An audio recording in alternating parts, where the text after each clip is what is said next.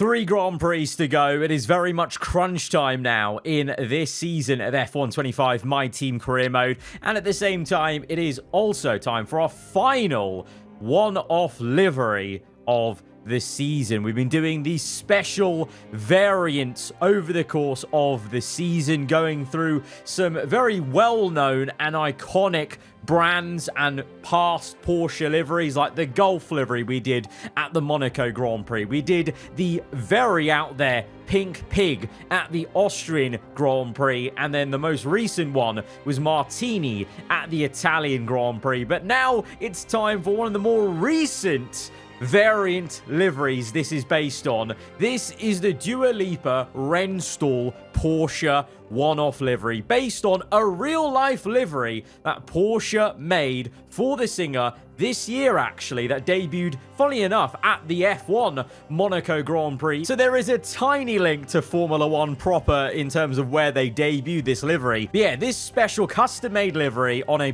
GT3 RS was made in conjunction with Dua Lipa, and I think the timing of us doing this livery fits really well in with Las Vegas. I know a lot of you guys, when we first revealed the different liveries, you assumed maybe this was going to be like a disco-themed livery, and Las Vegas would be a good place to debut that sort of livery. But little maybe did you guys know this was actually based on an actual real livery that Porsche legitimately made. But equally so, I think it fits in with Vegas. You know, you've got the bright, vibrant colors will be under the floodlights, and the base green is a really shiny metallic base green, and this is our F1 version with corresponding overalls for both Leclerc and Tramnitz, of course. The challenge here was about translating this from the chassis of a GT3 RS to an F1 car. Bit of a different, you know, shape and kind of real estate to work with on the side of the car, and also the front, so we had to get a bit creative with how that streak of color came across from the back of the engine cover, down, sideways, over the side pod to the front then, and the way we then adapted it to the end plates of the rear wing, the front wing as well. The kind of easiest part was coloring in the green in this rich metallic vibe. And then also we actually made our own little unique version of the design to sit on top of the chassis, so that from the halo you'll still get an essence of that cool colorful design, rather than just having it brick green at the top with the neon red halo. And close up in the light of the decal editor, the livery comes alive even more, and I'm hoping under the floodlights, once we load into the Vegas Grand Prix, it's going to pop even more. And it's a great time to have a night race, basically, for this metallic paint job compared to maybe, you know, when we did a matte paint job for the Golf livery. You know, that was at Monaco in the daytime. This is the perfect time to have a metallic paint finish. And on the rear wing, it says Radical Optimism, which is obviously Dua Lipa's latest album. And that's exactly what we might need going into this race weekend, with Lando Norris 20 points ahead of our nearest 20 points ahead of one of our drivers. We need all the optimism we can get going to the last 3 Grand Prix to actually bring this back, because you know, at one point after Baku, it looked like everything was coming back towards us. Maybe some of you guys thought, oh, of course it's coming together, it's coming close at the right opportunity again for my team. And then Brazil happened, and now we're in a really difficult position. The ball is very much in Mercedes and Lando Norris's park, and we've got to work our asses off to try and get this back, and at least even bring the fight till the last race in Abu Dhabi, because now there is actually a chance, mathematically, that maybe Lando could seal this out in Qatar if things really went his way. I'm hoping not so, and Vegas has been a very good circuit for the My Team car on F1 25. And you bet you I will be trying everything I can to maximize results. But when you really look at it, you know, Lando and Mercedes deserve to be in this position, because since our last race win, which was Austria, by the way, they have won 4 races. 3 of those have been the new championship leader, Lando Norris. The 4th one obviously being Carlos Sainz. But yeah, Mercedes have won 4 out of 5 of the races since our last win. So they really have come out of nowhere seemingly, but very, very strong and very deservedly. And I'm hoping that this last one-off livery gives us the good luck, because that last race win did come in our one-off pink pig livery. So let's hope for the every other one-off livery luck, because clearly the Golf and Martini liveries didn't bring us the luck. The pink pig did. Maybe it's about all the, the zany out there designs, because, Martini and Golf, they've been done plenty of times before. They're a safe design. The pink pig, I think you'll agree, was really out there, and this Dua Lipa one certainly is as well. But let's hope that brings us the luck that we need here going into Nevada for the Las Vegas Grand Prix. The walls are close, the speeds are high, and the location is borderline unbelievable. It is time for qualifying in Las Vegas. This entire place is based on gambling, and we're going to have to hope that we come up big time in the green after this race weekend. 20 points to bring back. I thought it was bad going into Baku. This is a lot worse now. 20 points with only 3 races to go is a much bigger task than what we had going into Baku with 5 races left. Or I suppose in that race, Mark thought there was only 4. So I suppose he thinks the championship's getting decided today. It's going to be the finale in his head. If you know, you know, from the radio of the start of the Azerbaijan Grand Prix. But here we are then. We're actually going to focus on the car at hand for a moment, though, as we load in for the first time to drive this thing with anger. And yeah, it's safe to say this was definitely the right location for this livery. That green is popping. And also, I'm loving the contrast of the neon red to the green body, compared to maybe, the black, red and white of our usual Porsche livery. That's obviously a classic color palette, but this really stands out, and I think it's quite fitting for a livery you would do at Vegas, to kind of please sponsors and whatnot. So yeah, I think the lore we've created has been very, very good with the one-off liveries. Hopefully you guys have enjoyed all 4 of them this season. But Q1 then, just about getting through into Q2 really, isn't it? P8, Tramnitz P11, so maybe a little bit more pace to find there. The Red Bull's looking pretty strong, so that could play into our hands if we have other people there to push Norris down the order in the Mercedes. But going into Q2, there's an issue. Information, we've lost oil pressure. Looks like a leak somewhere in the system. We're on standby for the time being until we can patch it up, I'm afraid. It's going to be a small lubrication system fault. It's hopefully not going to impede us too much. I mean, Q2, there's still plenty of time to get laps done, but I hope that's not a bad omen for things to come, because in the past, we've had like sensor faults, and that's led to more issues later on, or we've had just issues with the car, and then that's kind of set up a pattern of then the rear wing definitely failing at the worst possible time, for example. So let's hope not. I mean, if we had a rear wing failure here, it would be pretty bad, because that, back straight down the Vegas Strip, it's brutal. It is brutal without DRS. When you're the one being chased down, let alone never having DRS, no matter where you are in the race, basically, as we get through into Q3.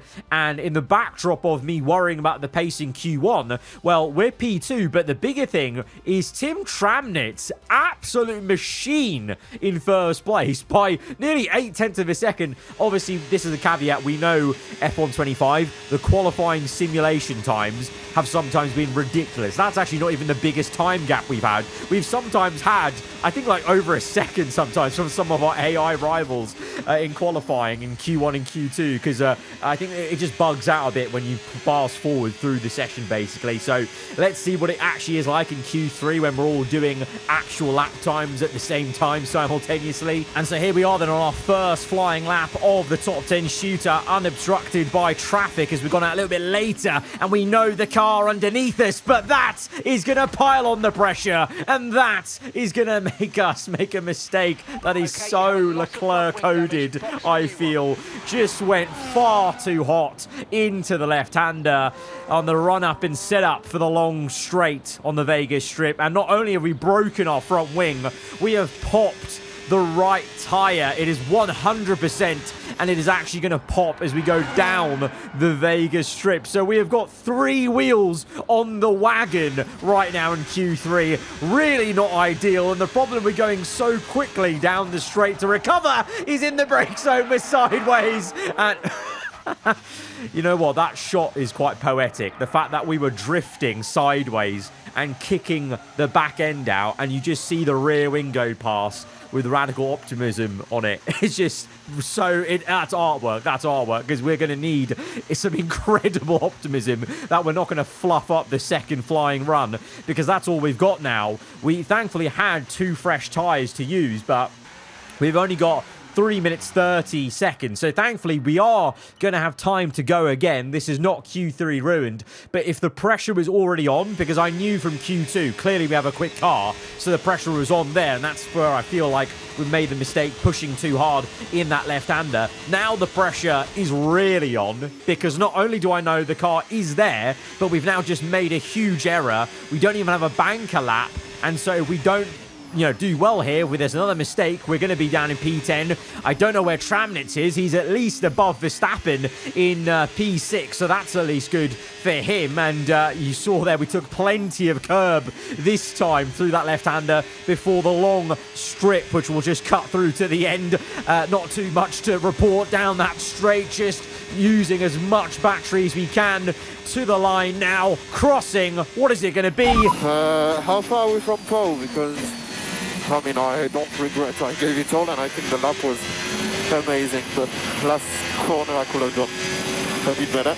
Well, Leclerc's AI on the radio thinks we could have done better, and we certainly could have. We are 3/10 away from pole position. It's P5, but you know what? We actually match there or thereabouts where Tramnitz is, P6, so maybe that's where the car is. At least maybe that's where it was in the Q3 session, because we know, obviously, like in real life, session to session, the track can evolve. The drivers around us, the AI get a bit quicker or slower here and there. I mean, Carlos Sainz down in 10th place there. What is he doing? 1 second off, whereas his teammates right up there, 0.076 off pole. But Piastri, the man who led the championship for so long at the start of the season, is the one leading us away into the Vegas night come Sunday. Let's go to the race.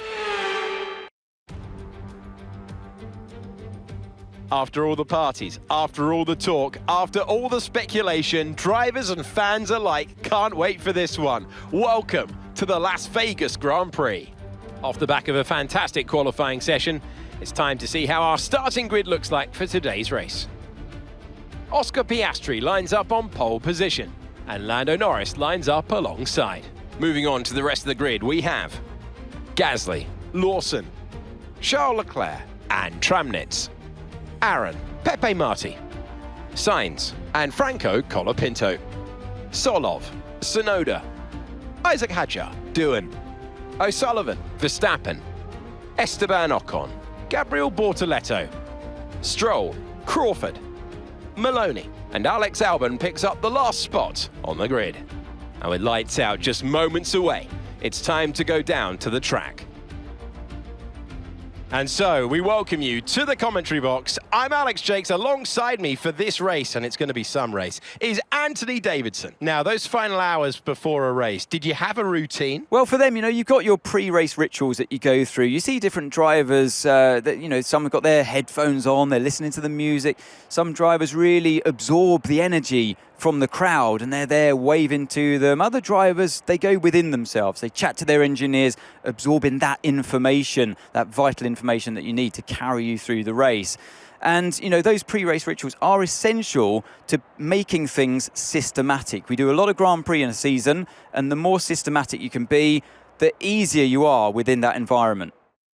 It's going to be all clear skies then for this Vegas Grand Prix, so it's going to be a pretty standard, I think, one stop. There is maybe the temptation to try the two, and in past seasons, on a past F1 game, I would have said if you commit early enough to the two stop here in Vegas, that actually I think is arguably the better strategy. But I think last season showed us that it's really just about resilience of the one stop and trying to eke out the tyres as much as you can. And certainly this season, there have been many cases where the AI are clearly struggling for tyre wear, but they've just been stubborn and carried on, and they've still ended up being better than maybe sometimes where I've gambled for the extra stop. So I think we've got to play it smart and I think we've got to play them at their own game. So I think that's just trying to stick with the one-stop, even if it's going to be a bit painful at times. Maybe we can play around with an undercut. That'll be a thing. No rain this time, as we've actually had on previous seasons on F1 25, so at least that's not going to be an extra spanner in the works. But with both of us behind Norris in the Mercedes, both of us need to be flying on this opening first lap, and a few, of course, to try and gain and get that track position. But, you know, with that long straight, it is going to be back and forth all race long, which is going to mean it's going to go right down to the last lap, I feel. 3 Grand Prix weekends to go, 20 points to try and bridge to the championship leader. And that challenge begins here at Vegas. Lights out, and we're underway. And it's a good start for us versus Lawson. Gasly, and we're going to make the dive of all dive bombs from right to left. We've actually got into first place. There's a huge crash, though, at turn 1. And it's going to be an early red flag for the second time in a row in Vegas. From Season 3 to Season 4, it's a lap 1 red flag. Thankfully, though, this time I wasn't involved, because last season I got in a crash with Verstappen, and that's how. But I'm sorry. I know I'm praising myself, but you have to give me my roses for that overtake. But this is why there's a red flag. Oh dear. It is baguette on baguette violence. It is the Renault French Civil War. They've crashed into each other, and that's caused a pile-up at turn 1. No wonder there's a red flag. But look at the start, and then oh my days. That is incredibly close. But what a well-timed dive from the right to left. We swooped past Lawson, Gasly was it, and then just caught Norris napping a little bit, too focused on Piastri, and we timed that well, because we were inches away, you saw in that replay, to actually making contact there. What a dive bomb. And that's actually quite a crucial move, to be honest, because we didn't know the red flag was coming out at that point. You know, into turn 1, everything was fine. So now that move is even more crucial, because now we go to 5 red lights for the second time. Lap 3, we're getting underway, and it's now from pole position. We can cut across on the left, cover off the Mercedes. It's a good start for us, and into turn 1, we are unchallenged on medium tyres, by the way. Others on mediums, but some have opted for the hards, including, I believe, our own teammate, Tim Tramnett. So that is going to be an interesting take on this one. I feel like with such an early red flag, we basically stick with the same compound and still try and do a one-stop from here. But maybe, is Tramnett's going to gamble big time? I mean, it is the gambling capital of the US, no, the world, maybe. Tramnett, is he going for that gamble of going to the end, or is he just trying to play it smart, knowing that our car has the higher tyre wear, so maybe a hard might be the better way to go. I'm not too sure, but right now Norris is actually the nearest man to us, challenging us. So this is blockbuster stuff. 2 title rivals in this season pulling away for first and second. A gap then to the 2 Red Bulls of Gasly, Piastri, Lawson, Marty in the Haas and P6. That's unbelievable. Paul Aaron in 7th place in the Williams as we come down the Vegas Strip for the first time. And, well, being in the lead, we're a bit of a sitting duck. It is inevitable that we are going to get challenged for first place. It's early days. We've got so many laps to go and so many swaps to go as we try and defend against the Mercedes. We actually outbroke ourselves a little bit while we covered off the last corners, but now the problem is I was so slow into that complex. We've opened up the door onto the next lap because the Mercedes technically got the better start. We defend the inside, and we've been a little bit too audacious in the brake zone. Almost in a way got dummied into that, trying to defend the inside too much, but it won't matter in terms of fighting off the Mercedes because we get the elbow out and squeeze him wide, and instead it's Pierre Gasly who comes knocking in the Red Bull forward with so much speed in the brake zone through into the right-hander. Gasly up into first place. Once again, the Frenchman actually showing to be very strong. You know, kind of when it doesn't matter, a little bit too late for Gasly in the championship, but he is certainly, you know, been the stronger Red Bull 4 driver this season compared to Piastri. If Piastri had this same sort of performance as of late, he probably would still be in the championship fight.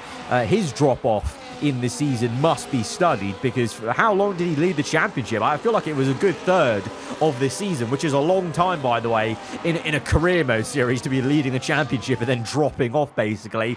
And so now, though, they're 1-3, so Red Bull coming back stronger at the end of the season, mixing it up, and you know what?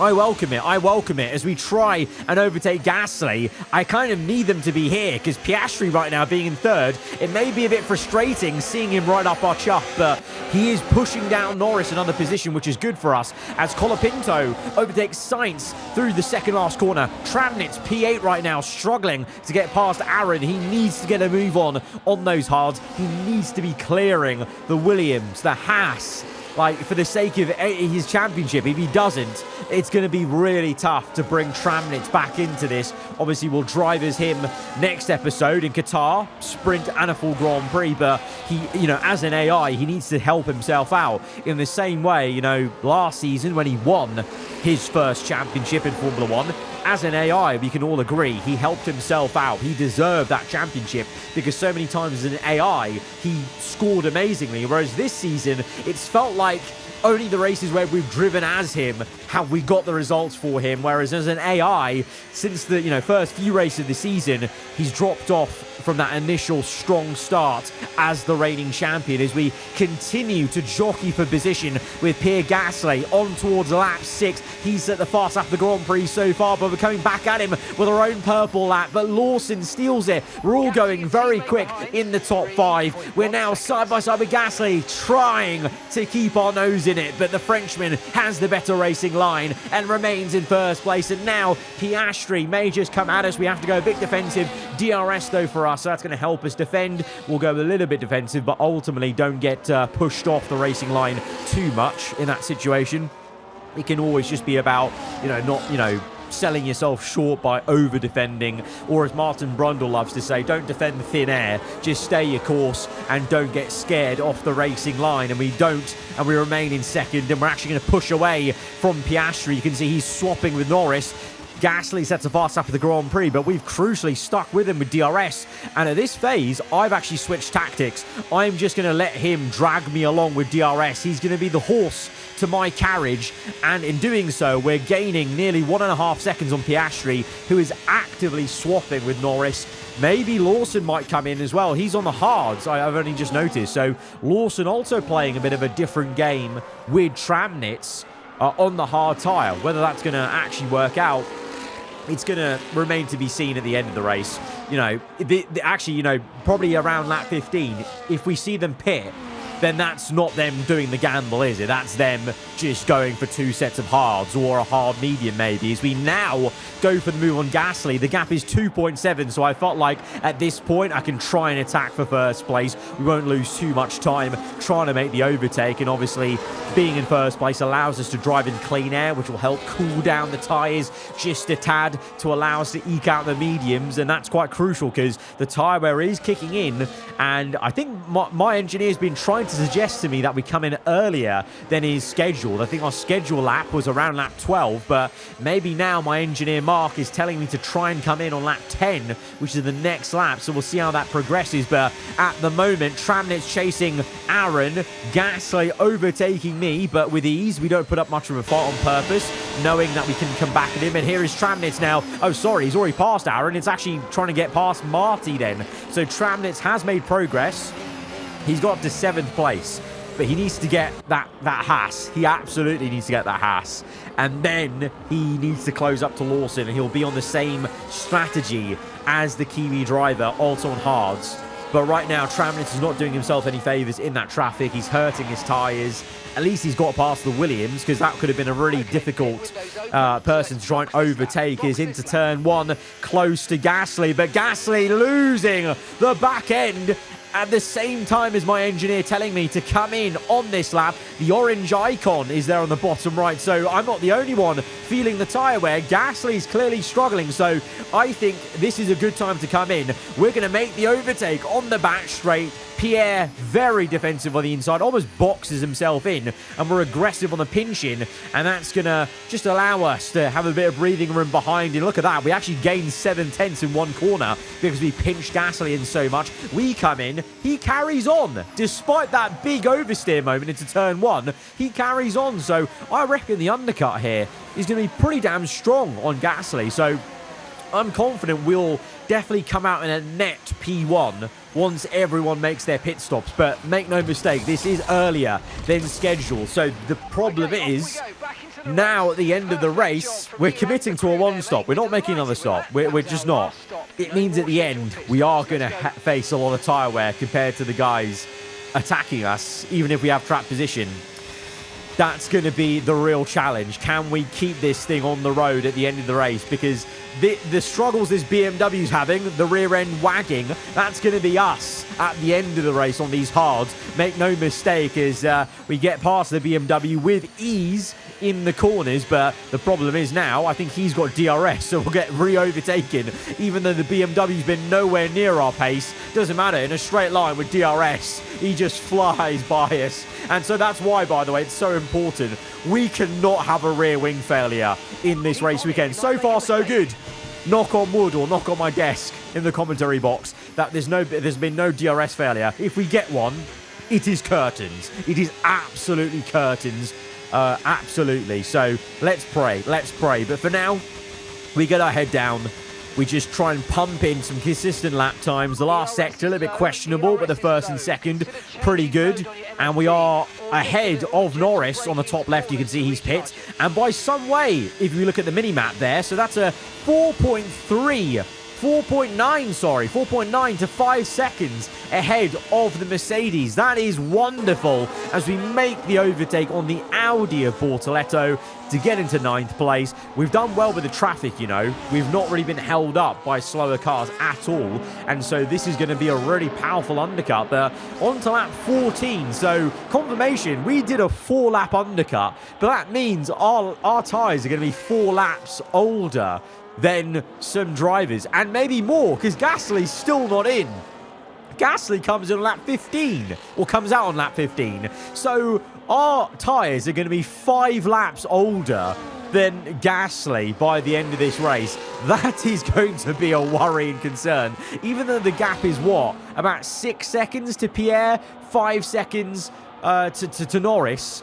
Because of that tyre difference, I guarantee you that they will be an issue by the end of the race, because they will start to eat into that time. And on lap 16, even though we've overtaken Colapinto, who is going really long on his set of hard tyres, you know, Lawson, Tramnitz, they've already pit off their hards, by the way, so they did not gamble on going to the end after the red flag. So Lawson's P5 on mediums. I have lost a lot of time there with Colapinto. Sorry, for one moment. Hang on a minute. Colapinto there just did us so dirty because we lost multiple seconds fighting him in that final corner as he repassed this. And all of a sudden now, Norris bangs in a fast lap of the Grand Prix with 8 laps to go. Norris and Gasly, they're only 1.8 seconds behind us. This is a concerning development there. And as I was going to say before I realised that, Tramnitz, P10 on a second set of hards. He's going to make the dive on Aaron, but he needs to be making this dive multiple times. He needs to get past Marty, Sainz, catch up to Sonoda, get past him. Even Verstappen at one point we saw was down in 16th place. 16th! And Verstappen now is up to 5th place here. Tramnitz, really poor. I mean, to be fair, last season, remember, he could have been crowned the champion early in Vegas, and he bottled it. He crashed at the final corner. And so maybe he just has some bad memories from Vegas now, from last season. I don't know, but this is not the Tramnitz we know and love maybe in terms of getting the moves done, being aggressive, being very, very rapid when he needs to be. He gets P8, but he needs more. He needs way more with the deficit that we had coming into this race. And we're going to need a miracle with him in Qatar, basically, to bridge this gap. Because right now I'm doing all I can with Leclerc. If only I could also be helping out Tramnitz, but I just can't as there's a slow car. Oh no, Lawson. He was doing so well. P4, and now it's an engine failure. The Honda goes up in smokes, and so that's Verstappen now up into P4. So big recovery from the Dutchman. Tramnitz with the free position, P7, but it's a virtual safety car, by the way, so the yellow flags are out. That's why we all look like we're going very, very slow. But very weirdly, I've got a bit of a glitch delta. I've got a 3-4 second gap now to Gasly. Oh, that's not good. That's not good. I think that was the tyre wear kicking in a little bit there as we went a bit slow. I'm trying to get my delta time, not trying to go in the red too much. But look at the top left. Our delta, even though I'm struggling to keep it in the red, or the green, I should say, and even with 0.8 of a delta there, I'm 3 seconds ahead. I think I gained about 1.5 seconds under virtual safety car. So that was a little bit glitchy, but now the orange icon is out. That's a worry because the tyre wear was already an issue under VSC. And now, again, at the same corner, having to go very delicate. You can just notice how uneasy I'm having to be on throttle to keep the car going because it's really nervous in those high-speed corners now. So the tyres are starting to go off rapidly as we get into the final 3 laps of this race, and it's another big blunder. We keep it out the wall, but for how long can we keep this up? Because that lost me about 1.5 seconds. Is Gasly and Norris are side by side for second and third. They're fighting for who's going to be the first one to have a go at me, basically, with, it's another loose rear end. This is not good. This is a disaster right now. This car feels like a shambolic shell of what it should be. Ever since that VSC, I think the tyres just got a bit too cold and lost a bit of rhythm with the car, and now the tyre wear is all rearing its ugly head, and we're under pressure from 2 cars. Our championship rival and Gasly. The Mercedes is going to come through on the right. The Red Bull Ford is going to tuck in and may come through on the left. It's going to be 3 wide for first place. We've backed out of it just knowing that would have ended in a disaster. We went 3 wide, and instead, it's a good move on the inside of the left-hander. We timed that perfectly, threaded the needle to get past Norris, and now we can have a go at Gasly. This is the fight I don't mind having with Gasly. If he can be in second place, if we can win this race with Norris in third, Gasly in between, that's the ideal situation. But right now, we're having to work really hard to make that happen. We get back up into first place, but Gasly now has the better run because I had to really compromise my line to get the move done on the outside. But it's fine. We're going to remain calm, knowing that we can repass. And actually being behind is better on this straight. Gasly, very defensive. We go to the outside and we get back up into first place. Look at the tyre icon. It's brick red, almost. So that means the tyre is probably getting towards a puncture region. I really... Please, I beg. No punches, I beg. Because there's 1 lap to go. We are giving it all we've got. We get so close to Gasly's rear end. We just can't quite make the move. We're going to have to stick with it. We're going to be a bit slow in this section, but as long as we stick within 1 second of Gasly, I know that we have an opportunity to make that final move on the back straight for first place. We just need to angle this right, set the car up. The tyre icon, oh my God. It is solid red, so literally the tyres are going to give out after this last lap. Good thing this is it for one final time down the Vegas Strip with over 80% tyre wear. This is for the win of this race and maybe a good way to bridge the championship gap. Around the outside we go. We just about slow it down. We nearly put it in the wall as the car just wouldn't stop. The tyres screaming out to no end, but we are going to see this through. It's going to be the win here in the Las Vegas Grand Prix. Oh, you worked hard for that one. Congratulations. Well done. Management, incredible. Thanks for everything, guys. The car was Was good. Was really good. What a drive! What a driver! Charles Leclerc takes the victory. They had to be decisive with their overtaking today as they worked their way through the field. And those kind of race victories are so enjoyable because it's not just like winning from the front. They really had to work for it today. Well, another edition of the podcast is complete. We wander from the cool-down room to celebrate things on the podium. And there can only be one on the top step. Today, his name is Charles Leclerc. The last one-off livery paid its dividends, and the every other theory worked out. Golf livery, awful race ending. Pink Pig, winner. Martini livery, dud. And here we are with a Dua Lipa Renstall livery, and we have got the win once again. Leclerc top step of the podium, Gasly second, and that gives us the biggest points gain on Lando Norris. For Tramnitz, it's going to take miracles, absolute miracles to get him back into this championship fight, unfortunately. So it feels like our reigning champion might just have to play second fiddle. I don't know. I will give it my best shot in Qatar. But it may be our new signing for this season, Leclerc versus Norris, Mercedes versus Aarava Porsche Racing. I am still confident we'll wrap up the constructors with both drivers ending strong, but that drivers' championship is still a lot of work. There was like still a 10-point gap, so Leclerc's AI needs to still work overtime next race. But there's an opportunity, there's a chance there that we've given ourselves with that race win. That was a much needed win. Guys, if you have enjoyed this episode, if you enjoyed the last one-off livery, then be sure to hit the like button. Let me know what you thought in the comments below. If you're around here, then do get subscribed for weekly Formula 1 content. I'll see you guys next time. Goodbye.